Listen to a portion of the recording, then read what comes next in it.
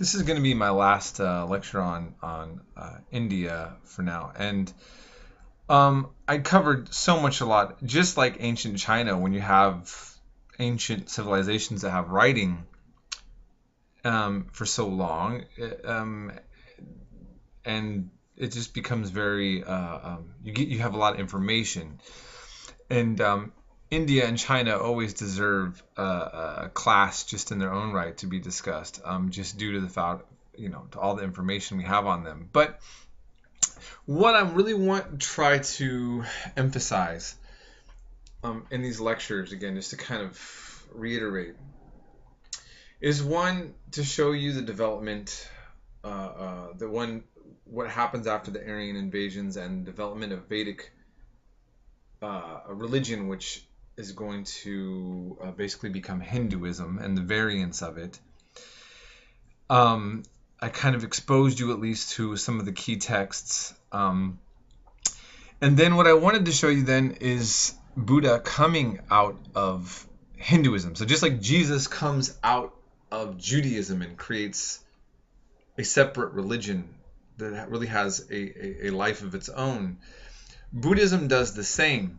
But the difference is, while Jesus never really took root within the Jewish world, Buddha's ideas did take root in India for a time. But it's ultimately going to get phased out. That's what I'm going to kind of cover. But it's also going to help springboard itself out into Asia and thrive in other environments outside of its own context. Okay, so I just thought I'd cover this one kingdom of Kanishka. He spread his kingdom north and south. Again, remember, we've also emphasized the fact that India continues throughout history to be fragmented. He's best known for spreading Buddhism, and he sent missionaries into Central Asia, and from there it spread to East Asia, eventually flourishing in China, Japan, and Korea. So this comes kind of late. I mean, look, we're not in the BCE era. We're in 2nd century, essentially. The 1st and 2nd centuries. And that's when we're getting Buddhism into places like China, Japan, and Korea, which is what most Americans, I think of, even when they think of Buddhism. Okay? So, like Ashoka, he promoted Buddhist architecture, sculptures, and art. Now, another Buddhist council came, and this was convened around 100 CE. Okay, so we remember 70 CE is when the Jewish temple in ancient Israel is destroyed. So not long, decades after that event, here we're having this happen here in India. And two branches of Buddhism get made. I don't want to bog you down with that. There is two branches, kind of like Protestants and Catholics, Shiites and Sunnis. But within Christianity and Islam having major branches, the Mahayana and the Theravadas have different ways of looking at Buddhism as well. Okay. Now, by 240, by around the 3rd century, the Kushan kingdom lost most of its land and influence, and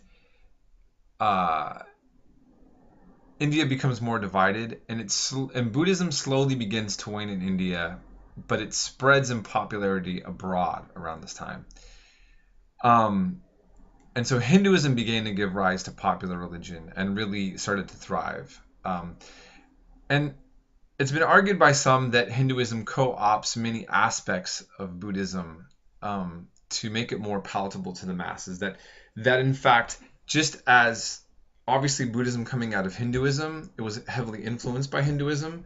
Buddhism in turn then kind of influenced Hinduism and certain aspects to it, which I'm not going to go into all details, but just to understand that. Buddhism urged people to curb their worldly desires, because remember that Buddhism said the root of human suffering is our desires. Hinduism urged more of enjoying life's pleasures. Now, you do have certain aesthetics in Hinduism that try to like cut off having sex or doing things for pleasure, but ultimately, just as we saw that one temple with all the people connected sexually, that is a celebration of life's pleasures, not an encouragement of disdaining from. Okay. Um, all right. So we're gonna end here. Essentially, we see a rebound of Hinduism take place in India, and by the 4th century, the Gupta Empire becomes India's first centralized Hindu state. So keep around in mind that we're talking about close to the same time of Constantine in Rome, and the rise of Christianity in the West is taking place around the time here where we're seeing India centralize into a Hindu state.